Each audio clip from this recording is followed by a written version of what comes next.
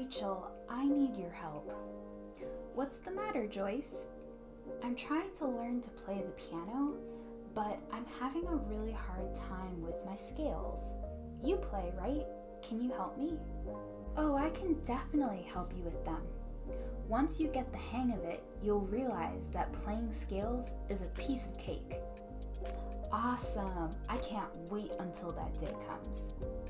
If something is described as a piece of cake, that means it's really easy to do. So Rachel was trying to encourage Joyce by telling her that once she really got the hang of playing her scales, it would be really easy for her to do. If you enjoyed this video, please give it a like.